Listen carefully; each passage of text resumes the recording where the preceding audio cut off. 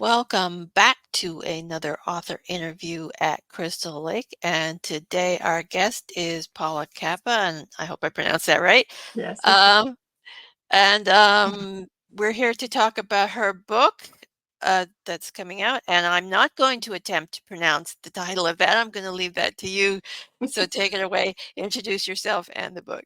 Okay, I'm Paula Cappa, and the name of my book is Draakensky, um, a supernatural tale of magic and romance is the subtitle. It's pronounced Draakensky. That's the way the Dutch would pronounce it because it's a windmill estate and owned by a Dutch woman, Jaa Morland, one of the characters. It launches on the 27th, which I'm really excited about. And took me 5 years to write it. So it's a long time coming. And I'm really happy. It's going well. Okay, so give everyone an overview of the book. What's it about? Um, it's about the main character is Charlotte, and she arrives on Draakensky to illustrate the poetry of Rilke.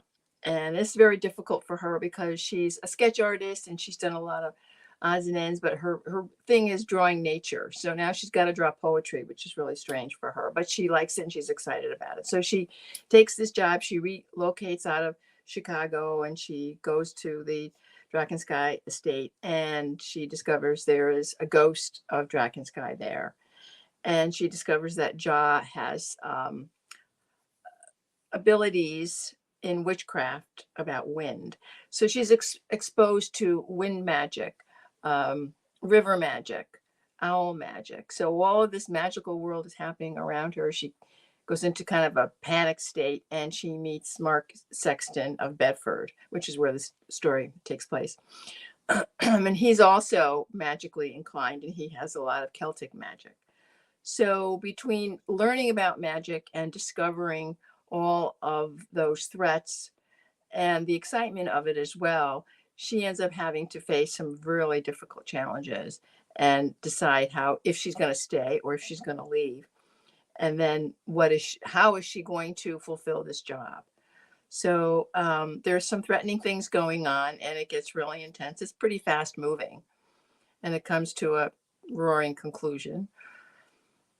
So Yeah, you said that the name of the book is based in Dutch. So are there Dutch like magic traditions? Because I know I'm familiar with Celtic magic and Celtic mythology.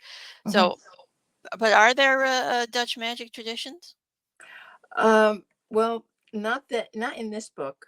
This is really just Jaa's ability. She's a wind witch, basically. So she can control the winds and she can create magic around her. She lives in a windmill.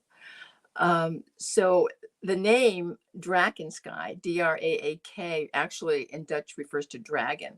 I didn't bring that out in the book though because I didn't want to mislead the readers to think that Mm. there was some kind of dragon element going on because there is this fantasy element with magic. So I didn't really explain all of that. If that's just the name that is the name of the estate that her parents owned. So it came down from her ancestors. Okay, cool. So I did wonder if there was a dragon connection with the way Yes, that name was yes. spelled. Okay, so what were your inspirations for writing the book? Well, 5 years ago, I often walk in cemeteries, and there's one not far from my house. And I came across during one of my walks a tombstone with the name Margaret Draakensky on it, spelled a little bit differently. But every time I go on this walk, I'd go over to this tombstone and I look at the headstone. And it's a really pretty headstone, and it's set up on this little hill. And I kept going back there. Every time I would walk by, I'd have to stop. So eventually, I started to get some ideas about a wind witch, an older woman who was able to control the winds. And the story just kind of evolved every time I went to the cemetery. I would get another idea about this woman, and then I got her name, Jaa, which, is Dutch. So that brought me to, for some reason, I connected that with the poetry of Rilke because his poetry is so deep and it really affected me. And that's how it started, between the poetry and the cemetery headstone of this woman who I don't even know. I bet she'd be surprised she's a part of a fantasy book. Yes. Okay, so tell us a little bit about your main character. What's their personality, and what kind of an emotional journey does she go on through the book? Yeah, her journey is really about exploring the unknown and the mysteries because she doesn't understand magic.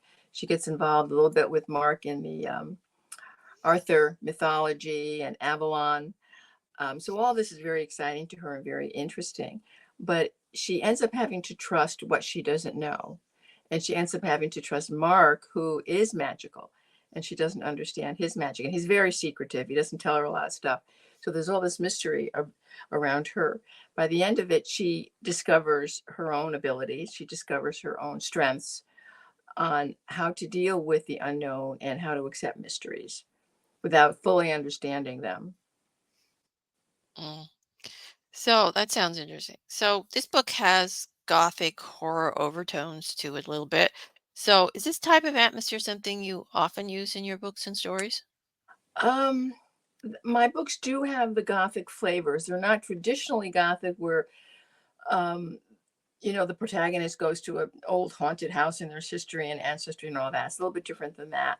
Um, one of my first novels, The Dazzling Darkness, won a Gothic award, and I was surprised because I didn't realize that it was Gothic in that sense, but it had all the atmospherics of it. It takes place in a cemetery again. It's a lost child. It's more of a detective mystery, but it is supernatural. So yeah, there's a lot of Gothic flavors going on in all my earlier work. Do you enjoy that kind of Gothic, dark sort of supernatural? I do. I do. Yes. I love ghost stories. I love nature and the ghostliness of nature. So there's always a lot of that in my books, and old houses and, items, household things that are kind of ghostly and that carry some kind of supernatural energy. I'm always looking at stuff like that. So yeah, there's a lot of Gothic in all of my stuff now. Okay, so what's your favorite scene without giving spoilers in the book? Oh, that's such a hard one. I think probably it's chapter 28, which is the sex magic scene, which is a really difficult scene to write. And my editors were like going crazy with it, because it's a scene where Charlotte is seducing Mark in a way, and then it kind of flips, and she gets involved with his sex magic at that time. And it was a really, because it wasn't just about sex and romance and that kind of thing, it had that magical element to it. So it was a really difficult thing to write. I had two editors helping me through that to get it just right, because I had to have the right balance. And so that really is probably my favorite scene, because I got it there eventually. So, and it works well. I think I've had some compliments on it. It's very dignified. So Okay, so that you may works. have answered the next question, but it is what was the hardest scene to write in the Yeah, it book? was that one. It's the sex magic scene for sure. Yeah. So Yeah. what was it about? Was it just because it was sex and magic and you had to mix the two of them, or was it Yes, that was part of it. It's also a turning point in the story for Mark as well as for Charlotte, and I had to get that element laid down in there because that happens much later. So it was like, and it happens in the second half of the story. So I have all this other stuff building up. So I had to make sure I was bringing that in. And it was kind of a layered scene, rather long. So yeah, it was really difficult to iron it all out without it being confusing or overdone. okay, so why did you decide to write in the genres of dark fantasy and horror?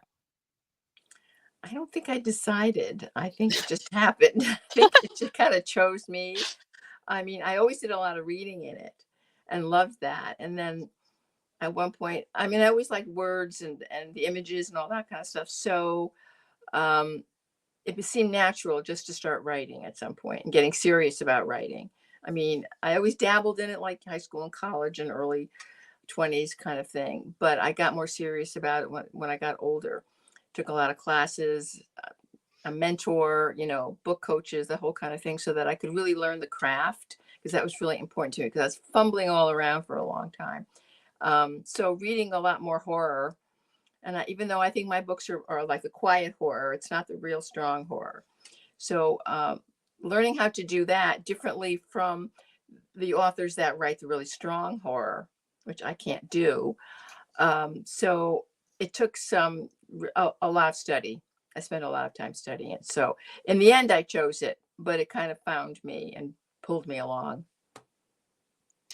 Okay, so what do you enjoy most about writing in dark fantasy and horror? I think the surprises, the discoveries, because I don't really know where I'm going when I start a story. It starts with a character or a scene or location, and it just kind of evolves along the way. So I'm discovering at the same time, which is very exciting for me. I hope the readers feel that excitement. I hope it translates into that.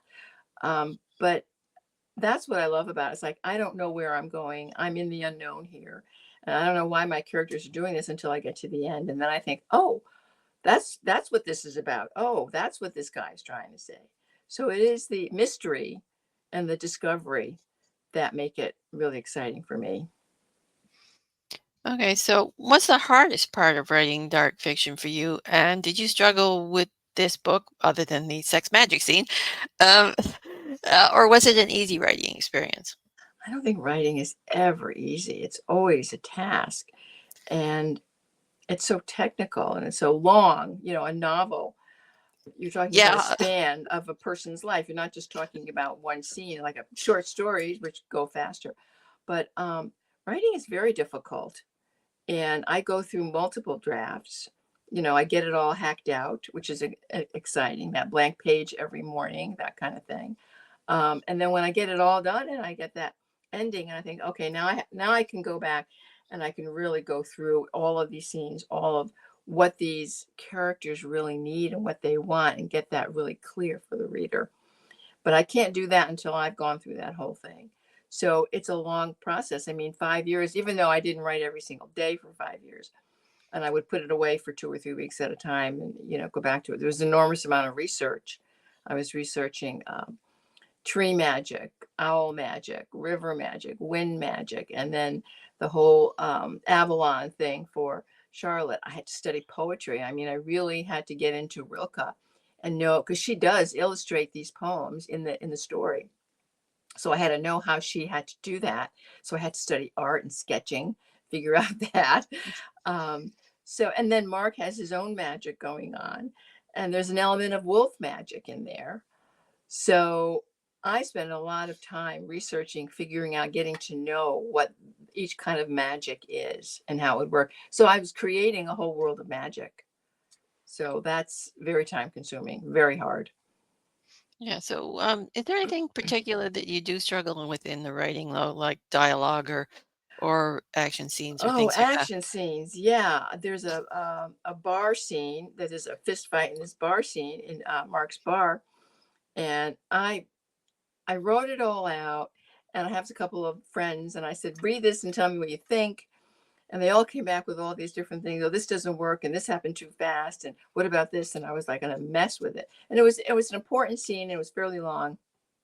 I consulted some editors on it, and they kind of redirected me. I'm terrible with physical fights, physical aggression, violence, that kind of thing. I don't do that well.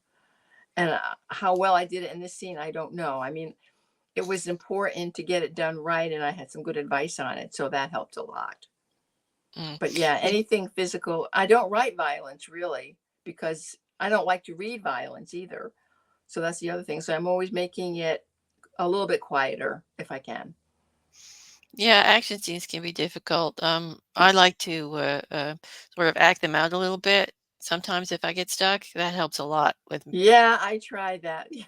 Because Mark had to hit somebody over a bar top, and it's like, well, a bar top is this big, and how's he going to reach the guy if he's going to reach over there? I mean, so yeah, you do, acting it out helps. It feels silly, but it does work.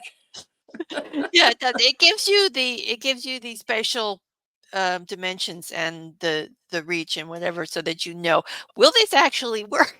Yes.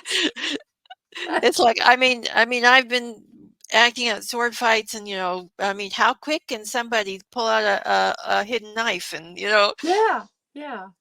Yeah, that's hard. Yeah, Yeah, you have to be an actress or an actor, to kind of a little figure all bit, that yeah. stuff out. Okay, so who are some of your favorite authors? I'd have to start with Edgar Allan Poe. I still reread his stuff all the time. Um, M.R. James. On my blog, I have read. I was reading a short story a week, and I was posting the short stories on my blog. So now I started it in 2012. So I have like over 300 short stories of all kinds of horror authors, mystery writers, things like that. I like Raymond Chandler. Some of the contemporaries. I just read Sylvia Moreno Garcia, um, Gothic, Mexican Gothic. So I'm getting into her a little bit. I like Joyce Carol Oates, some of her stuff, not all of it. Sarah Waters. My favorite is Susan Hill's uh, A Woman in Black. That is really a wonderful ghost story, and I reread that many times because the structure is so good, the atmosphere is so good, and it's really old fashioned, but it makes it. It's really good. So what do you like to do when you're not writing? Do you have any hobbies or hidden talents? No more hidden talents. This is enough. I do a lot of cooking. I do a lot of cooking. And I have three grandchildren, so I spend a lot of playtime with them. So that's good. But most of my free time is spent reading. I read sometimes two or three books at the same time, one book one night, one book the other. So reading is really my go-to activity all Yeah, the time. yeah, I think that's true for a lot of authors. We're definitely readers as well as writers. Yes, you have to be, of course. Yeah. So tell us about some of the other books and stories you've written. Well, the latest one is Skywolf. It's a fairy tale, and it was published by Lorelei Signal. It's a novelette, and I just put it on Amazon, so it's a free ebook on Amazon. That was exciting because that was my first experience playing with magic and wolf magic. So Sky Wolf is also in Draakensky, so I kind of brought that into the new story. Um, The Dazzling Darkness was my first novel. Won a couple of awards, which was really nice. It's a detective mystery. Um, Nightseed Journey was probably my novel closest to real true horror because it deals with angels and demons.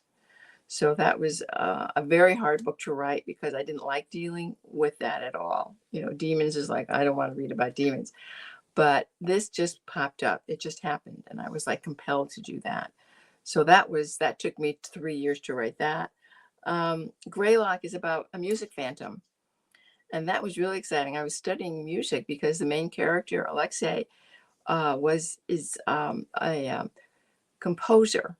So he goes to Mount Greylock and he's haunted by a music phantom.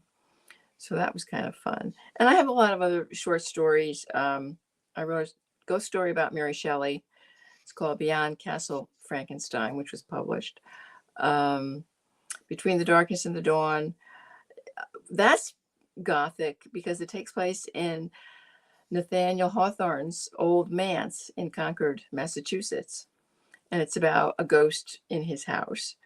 So that's kind of fun. Well, all my short stories have been published in small magazines, online magazines, literary journals, and stuff, and they're all either a ghost story or something supernatural. And now I've got them all on as single ebooks on Amazon. Cool. Many of them are free. So Well, well, yeah, the free stuff is nice. So it does help push the other stuff too. yeah, yeah. So what's your next project? What can readers expect from you in the future? Well, I'm working on the sequel to Draakensky. Ooh. So yeah, yeah. I finished the first draft and I'm in manuscript evaluation right now. So we're working on rewrites. But I started that. That's moved along faster for me because a lot of the research I just transferred over. So I had all the foundation there. Characters, I have a couple of new characters going on in there. It's a continuation of the story. So it's book 2 and it's called Draakensky Secret Mysteries of Wolf Magic. So that's coming along. I don't know when it'll be done because the revisions are, pretty intense. Mm, Um, but yeah, so that's once I finish that, I don't know what I'm going to do. Maybe short stories because I don't think I could take on another full-length novel right now. I just got to kind of take a break because this has been pretty heavy. yeah, yeah, sometimes you need a break. And also, yeah, I know the sequels generally come easier than the first book. Thank God. Something gets a little easy.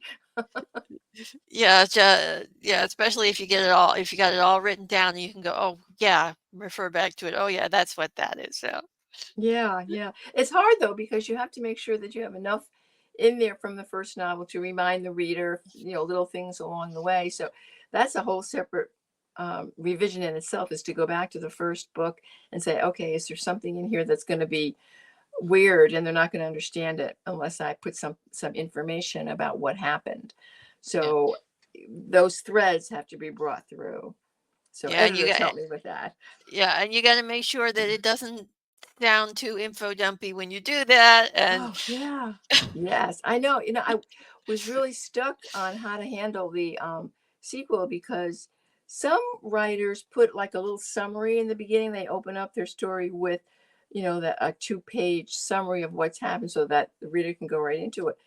But I was advised, oh, you don't want to do that. Just weave it in a little bit at a time. So that's what I did. But it does take more work to do that because you've got to put it in at the right time and you can't put in too much, like you say. It just has to be a couple of lines here and there, and then maybe a short paragraph, and that's it. And you got to move on. Otherwise, it gets too long. yeah, I went with the prologue idea for my, Hmm. 'cause, the only thing I really had the summary for mine was a couple of short stories that I had for the prequel. So, all it really needed was a little, like, all not even a one-page prologue just in case people come Yeah, into it without reading the prequel, so yeah. So then you sell it as a standalone novel. well, the first one is a standalone novel. Subsequent books will not be standalones at No, all. no. Yeah, well, that's what yeah, because mine's not gonna be standalone, it's gonna be book 2. And it'd be nice if it could be standalone, but, Mm. Yeah, 'cause it's the first book in a series, the one I have out now, but you can read it as a standalone because it does end and it wraps things up in the book. But the story is going to continue, and book 2 is not going to be a standalone, and book 3 is really not gonna be a standalone. There will be cliffhangers, people. oh, yes. So anyway, I think we'll wrap the interview up here, and I'd like to thank you for being a guest today. It was a pleasure chatting with you. Thank you very much. I'm honored to be here. It was great. Okay, and that's it for this episode, and bye Okay. for now. Thank you. Bye-bye.